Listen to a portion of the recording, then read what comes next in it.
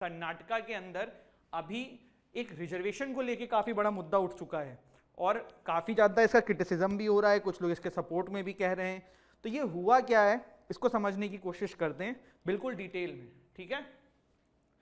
देखो, सबसे पहले कर्नाटका गवर्नमेंट ने अभी एक नया, कह सकते हो आपकी कानून टाइप का लाया है कि पहले ना मुस्लिम लोगों को यहाँ पे 4% रिजर्वेशन मिलता था, ठीक है, बट अब ये रिजर्वेशन खत्म कर दिया गया है। मैं फिर से रिपीट कर रहा हूं, मुस्लिम कम्युनिटी को पहले जो है आपका 4% रिजर्वेशन मिलता था, लेकिन अब ये रिजर्वेशन कर्नाटका सरकार ने खत्म कर दिया है स्टेट रिजर्वेशन में से।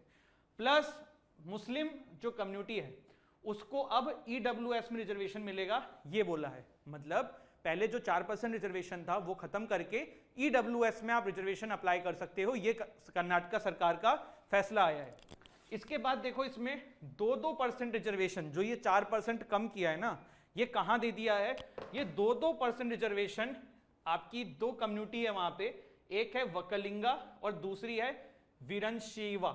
अब मैं प्रोनाउंस नहीं कर पा रहा हूं, कोई इसको दिल पे मत लेना अगर कोई वहां से बिलोंग करता है, प्रोनाउंस नहीं हो पाया। तो वोकालिंगा एंड वीराशिवा करके जो दो कम्युनिटी है, इनको ये 2% रिजर्वेशन दे दिया गया है। पहले ये 4% मुस्लिम कम्युनिटी के पास था, उनसे ये लेके उनको EWS में कर दिया है और 2% इन दो नई कम्युनिटी को रिजर्वेशन दे दिया है।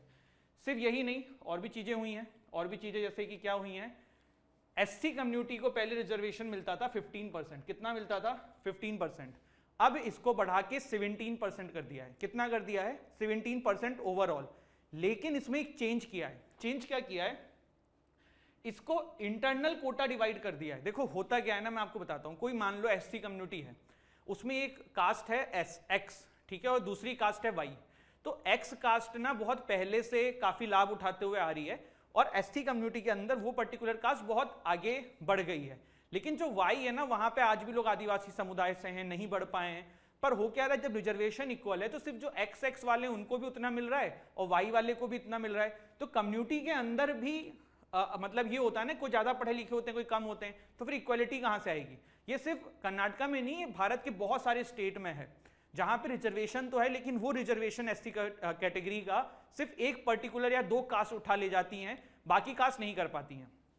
तो इसको ऐसा ना हो, इसके लिए कर्नाटका गवर्नमेंट ने इंटरनल कोटा क्रिएट किया है, जिसमें कास्ट क्लासिफिकेशन कर दिया है, ठीक है। जैसे क्या किया है, 17% टोटल रिजर्वेशन में से कर्नाटका के अंदर जो SC कम्युनिटी को है, उसके अंदर 6% तो SC लेफ्ट को है। अब SC लेफ्ट में जो भी कास्ट आती हूं, 5.5% SC राइट को है, 4.5% SC टचेबल्स को है एंड 1% टू SC अदर्स है। क्लियर हुई बात।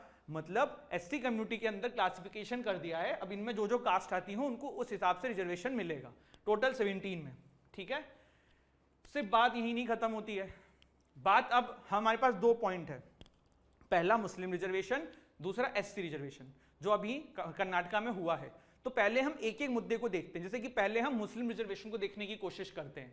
तो देखो, ये तो सुप्रीम कोर्ट और कॉन्स्टिट्यूशन दोनों कहता है कि भाई religion should not be the criteria जिसके बेसिस पे आपको यहाँ पे रिजर्वेशन दिया जाए।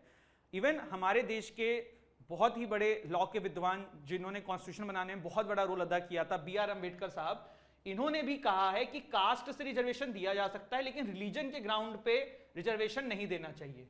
तो इसी के चलते हुए ये रिलीजन का जो रिजर्वेशन है खत्म किया है। ये जो एडिटोरियल है ना इंडियन एक्सप्रेस का था, तो उसमें राइटर ये बोलते हैं कि यार आपने ठीक है रिजर्वेशन रिलीजन के नाम पे हटाया, जो कि बिल्कुल सही है, क्योंकि सुप्रीम कोर्ट भी कहता है, कॉन्स्टिट्यूशन भी कहता है, लेकिन आप इन लोगों को रिजर्वेशन ना बैकवर्ड क्लास की कैटेगरी में दे सकते थे, आपको बिल्कुल नहीं खत्म कर देना चाहिए था। क्योंकि ये भी फैक्ट है कि मुस्लिम कम्युनिटी हमारे देश में बहुत जगहों पे बहुत बैकवर्ड है, तो वहां पे उनको रिजर्वेशन का नीड है। तो ये वाली बात थी।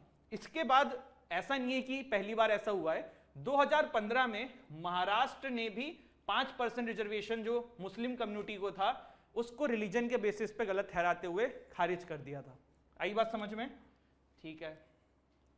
अब हम दूसरा देखते हैं कि SC कैटेगरी के अंदर।